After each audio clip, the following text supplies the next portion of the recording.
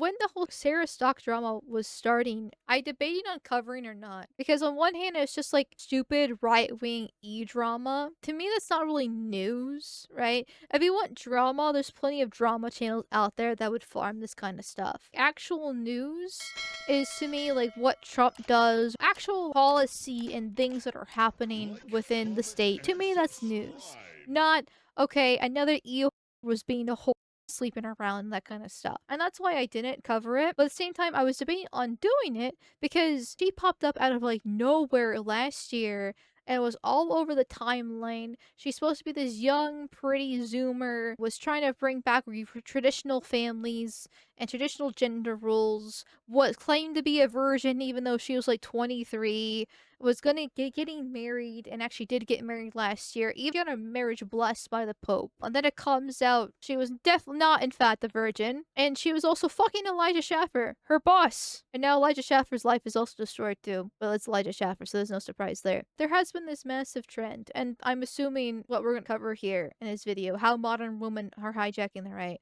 Well, there's a bunch of women that are coming out and being like, look at me, I'm so based and trad, because they know that's what men want, and it's an easy way to get attention and even money from men from doing that, even though they're really not actually all that based and trad themselves. So let's actually watch the video, because I'm probably going to end up agreeing a lot with Remnant, especially since I myself am a modern woman who is hijacking the rights.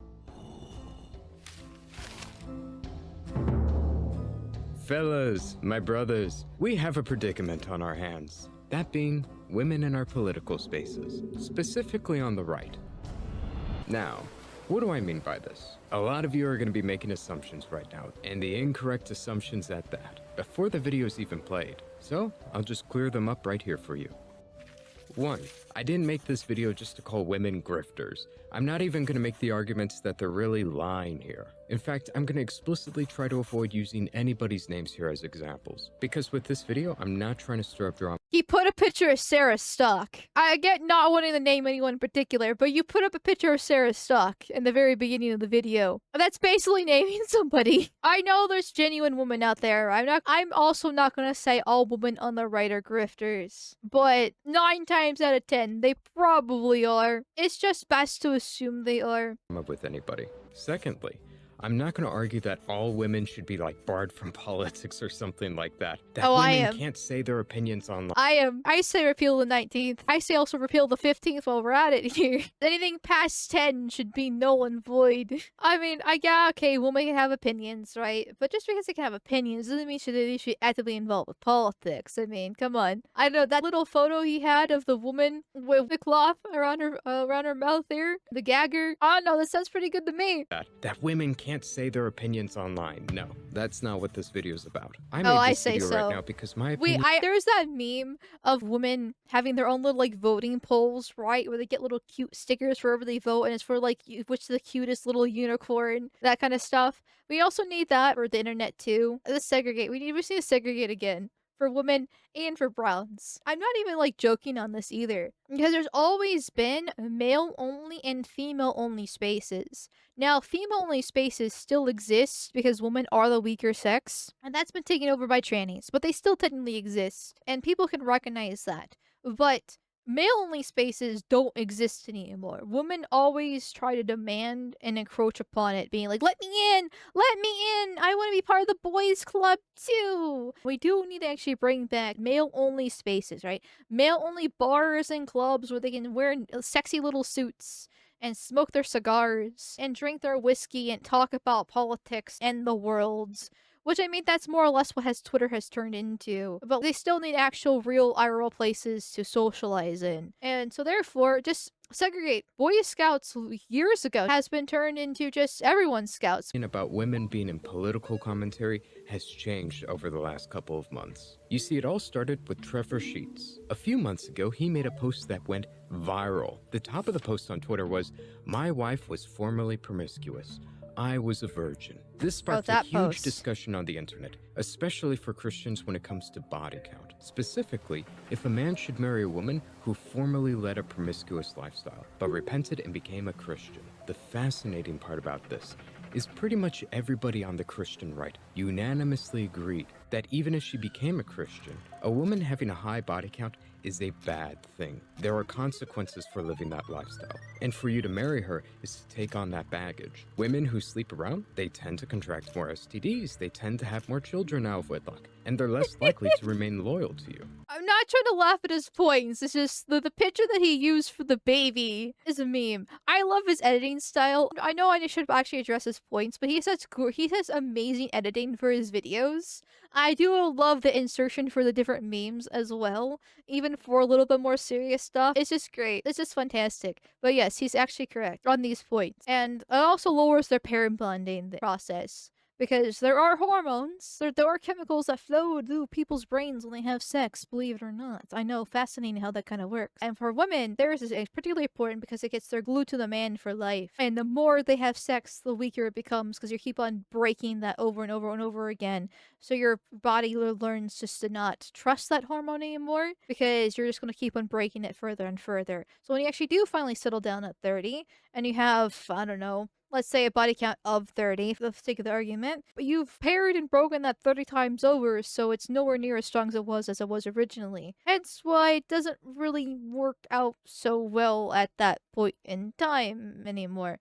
And to be fair, men have a similar process too, but it doesn't work the same. It's more for protection, and it's still not good for men to sleep around, but it's because it's not as strong and essential for their survival like it is for women, they can kind of get away with it a little bit more. Just to name a few. And even if she didn't have any of those things, it still felt very unfair and wrong for one person to lead a very promiscuous lifestyle while the other one waited until marriage. Also, just to jump in, my opinion remains the same for both men and women. I think it's bad for both men and women to sleep around. Obviously, they should both be treated the same. However, with all of this in mind, it leaves us with one question. What should the man do in this hypothetical situation? The woman led a promiscuous lifestyle while the man remains celibate. Well, according to most men, he should not marry her. He should instead find somebody else who has a low body count, somebody who waited until marriage. Whereas for the Christian women online, their take was different. If you're a man and you judged her for her past and held that against her, you didn't want to marry her because of who she was, that was unchristian of you. Yes, the man would be taking on baggage for marrying her, and the consequences of her promiscuous lifestyle would affect both of you. But isn't that the Christ-like thing to do? And to do otherwise would be immoral. It would be wrong for a man to quote-unquote not forgive her for her past, as they would say. Tons of women online voice this exact same opinion. It would be wrong for a Christian man not to marry this woman who repented because of her body count. So Yeah, I remember this whole drama one happened a few months ago, and it's just like, oh, Mary, they kept on bringing up Mary Magdalene, because, she was a whore, and Jesus forgave her, and, she started a whole life and all that fun stuff, but he didn't marry her. So you have a woman who genuinely repents, realizes the error of her ways, because it is important to remember that women are victims too. Everything in society from the day that they were born are telling them go be whores, go be girl bosses. Schools are made to be for girls. That's why boys are punished for not wanting to sit down and learn. That's why they put on drugs to help make them focus at 8 years old. Everything is curated for girls. And then they're told to go to colleges, which are just slut factories, so they can just sleep around. Or they can do whatever they want. They're strong, independent women. They don't need no man. And they can waste their most fertile years of their life having fun. Because they're still young and dumb and all that kind of fun stuff. So, like, they are still victims in this whole entire process. And so I can definitely see the argument for giving them forgiveness. And if they're genuine about that, then sure. But does it mean you marry them? Now, what to do with those voids that will legitimately repent and feel bad about that kind of stuff? That's a hard question because we are having fertility crisis. If they are genuine and want to change their ways, then it would be nice for a guy to come in and take the chance and actually try to have kids with her because we do need to have more white children. And if she's a genuine believer, then hopefully she would teach her children not to follow in her footsteps. The chances are, one, she's not actually a genuine believer, and two, why is it the male's responsibility to actually take it? You gotta debate that. It's really up to, I guess, the individual man to decide, right? And there's obviously plenty of men that have made that decision. And you know what? Good for them. I genuinely hope it works out, right? But for most guys, it's not really worth the risk here, especially since so so many of them only pretend to repent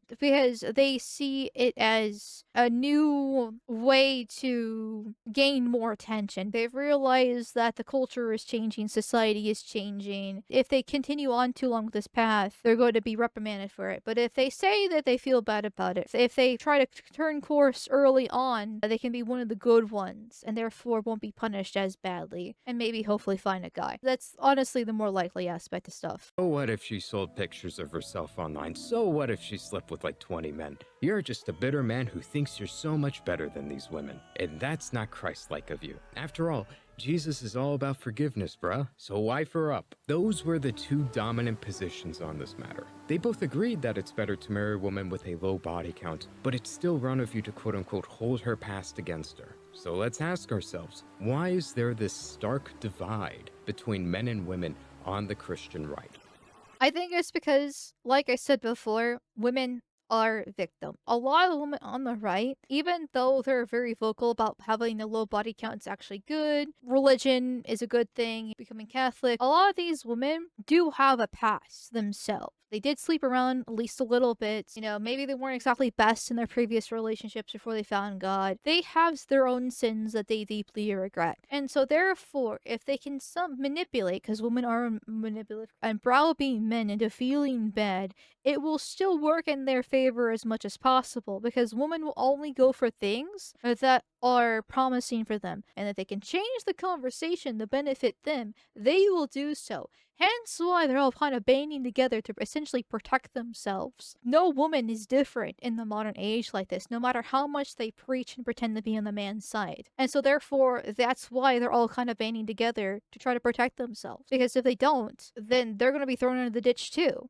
By the way, if you're enjoying the video and you'd like to help the channel, be sure to hype it up. That helps immensely. Anyways, let's get back on topic. Now, some of you might be content with the answer, it's just because they're a woman, lol, and to leave it at that. But I have a theory that explains these things a lot better. Let me elaborate on this point. When this was a hot topic online, I decided to go up to my mom and I asked her a question. Hey mom, if I fell in love with a woman who had a high body count, maybe she was even like a former prostitute or something, but she changed. She changed and became a Christian and repented. What would you think of that? What would your reaction to that be? While I was saying that, her face instantly became horrified and shriveled up like a raisin. I'd want you to have nothing to do with that woman. Find somebody else. And then I realized something. There were other women who also thought that the man shouldn't marry a promiscuous woman. What was different about these women exactly? From what I saw, these women tended to be mothers, or they were generally women with a self-proclaimed low body count. These individuals tended to be less sympathetic towards the promiscuous woman in the hypothetical. Whereas for the other women that said the man should marry the promiscuous woman, they often made posts about how they once led a very promiscuous lifestyle and that they've changed. And they're so thankful towards Jesus for changing them. Those women constantly said that the man in the hypothetical should forgive her and should marry. I mean, that kind of reinforces my point here, that all these women have some sort of hidden past, where they were promiscuous and done lots of things that they regret. Hence why they're trying to defend themselves in this argument. So that does line up with basically what I was saying too. Her. It's the work of the devil to call you a slut when you changed. You're a born-again virgin. All of this comes together to form a theory I have. The group alignment theory. It's just a name to make things easier to remember, I swear. It goes like this. Our opinions are not shaped by objective morality, but simply what benefits our group we closer identify with, generally.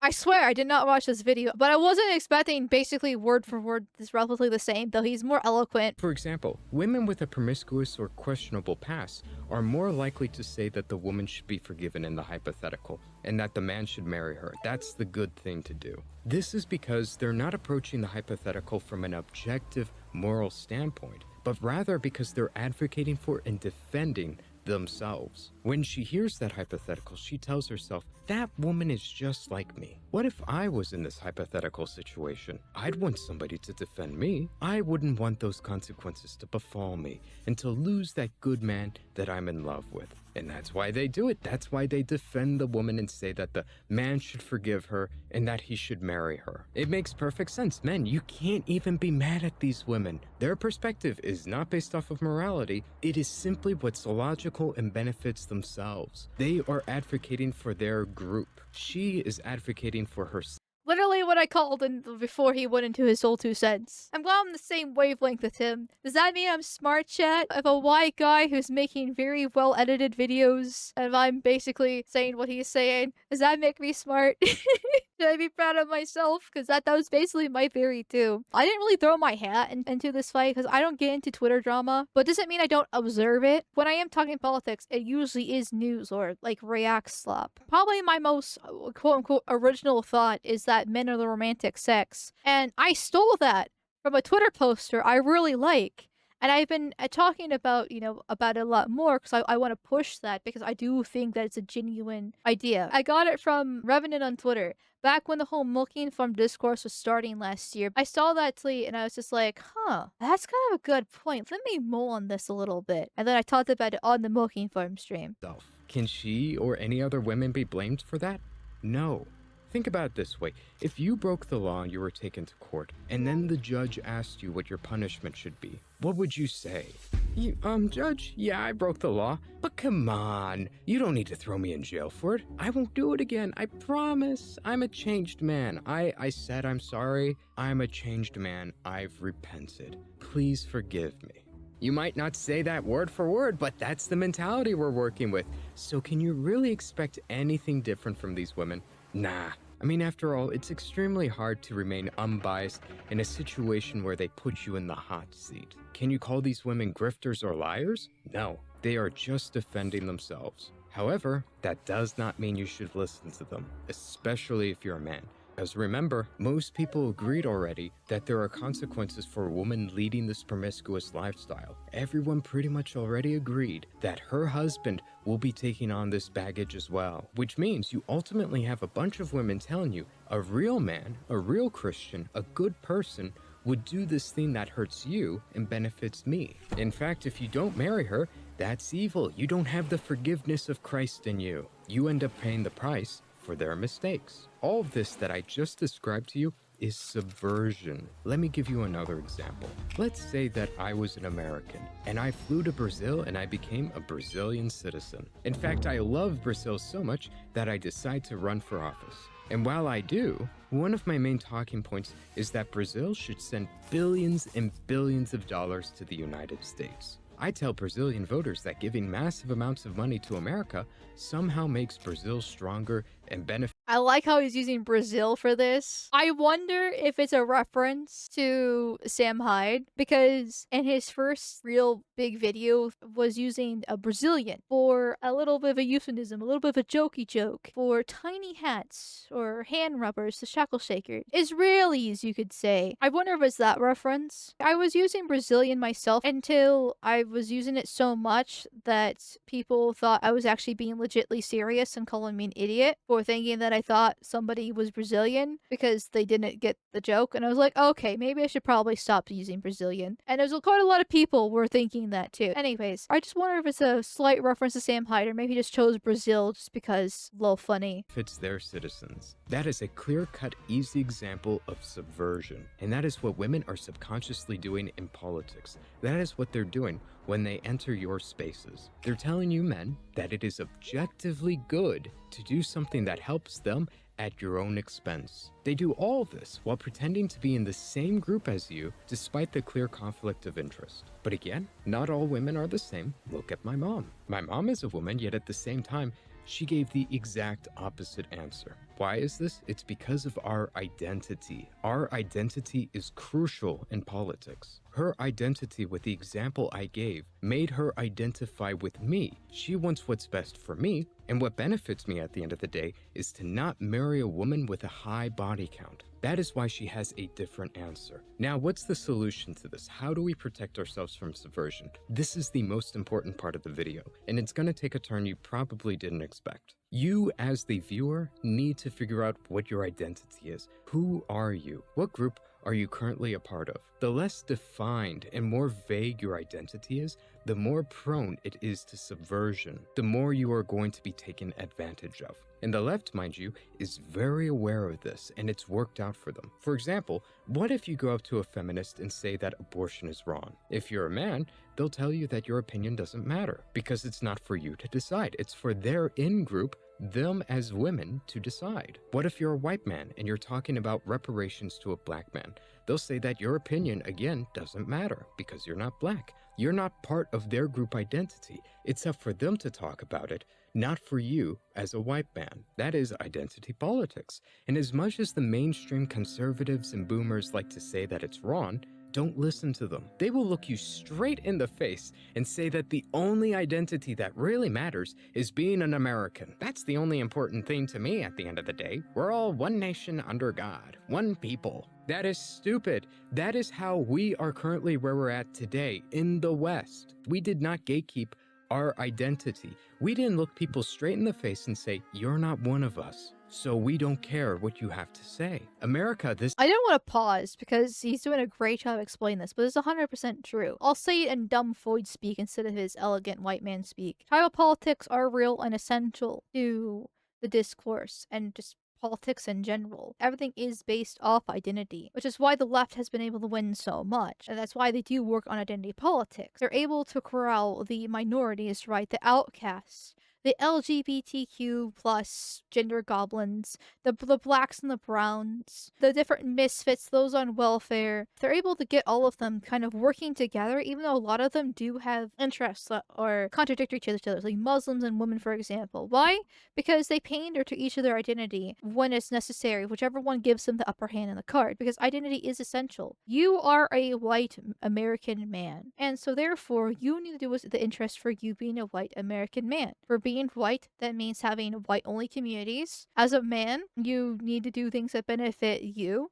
Whether that means advancing your career or marriage and having kids. And then being American, you need to get rid of Brazil, as he put in his little reference, or any other foreign country's interests there. What benefits you? Because that's actually how you figure out your political lines and what's best interest for yourself, for your family, for your friends, and your community by working along those lines. It is essential. You can't just ignore it and say, I'm just an American. Because nowadays, anybody can be an American. It's been that way, unfortunately, for decades at this point, and the Supreme Court decided to uprule the birthright citizenship. So literally anybody can be an American. That is a useless identity. We can take that back, by the way, but until the actual real Americans, which are white men, actually take it up and actually fix it, it is a useless identity to have. You can't just do that, or else you're just going to have plenty of third world hordes coming in. You're going to have women being whores, and you're going to have the whole transgender shooter mess. Everybody is tribalistic. giant melting pot of identities is one of the most subverted nations in the West. How did this happen? Because we just let anybody come to America and decide how this country is run. We will have foreigners come into our nation and say, unless you give billions of dollars to us, you are un-American. That is subversion. And that happened because you decided that the only thing that really mattered at the end of the day was to simply identify as an American. Any other characteristics that you can't control aren't important. You are getting cucked if you don't have a clearly defined identity. What needs to be done is for you to take a good solid look at yourself in the mirror and ask who you are. The more defined your identity is, the more you gatekeep who you really listen to, the less prone to subversion you are. Does that mean I can't hear out what a woman has to say? No. However, if you're a woman telling me how to be a real man and it just so happens to benefit you more than it does me, I'm gonna look at you with some skepticism. I'm far less trusting of you. That's how I think you should go about these things. But that's it for this video. I hope you enjoyed it, and I hope this helped. You need to be a little bit more worried about like being in an echo chamber, for example. I know it's a very like centrist, I have a fence stuck up my ass, Tim Pool beanie man position there. But it is important to try not to become super siloed off with everything, because there are differing of opinions and some of them are right. Like, how did you get here in the first place? Were you born originally right wing? In some cases, probably yes. But for most people, it has been a very casual, gentle incremental shift to the right over time because they saw various little things we disagreed with and then looked a little bit more into it, listened to more opinions, people smarter than them, and shifted more further right. And then that continued on further and further and further that way. And people aren't just born with certain political ideologies installed within their brain. And so it is important to listen to both sides. And even if you are firmly planted your feet on the ground, you've had your political positions for years at this point, they haven't changed in ages, it's still good to listen to the other side, not to try to agree with them, but at least come from their point of view, because you can't argue against them if you can't understand them. And if you don't understand your enemy, then you can't know how to attack them properly to dismantle them. Don't get too siloed off in the biblical realm. You still should listen to the opposite side. Even women, I know, horrible, horrible thought that they listen to a Floyd's fucking speak. Just so you can kind of understand where they're coming from for different things like this. And then tell them why they're wrong. Because you're a Chad, and you know better than a dumb fucking Floyd. Also the fact that it's also good to stop doom scrolling and log off the internet as well. It's obviously good to try to gatekeep and stand your ground. But it's also good to stop doom scrolling so much because algorithm does show you what you like or in a lot of cases what you hate to keep you on there, and that will reinforce your position, which is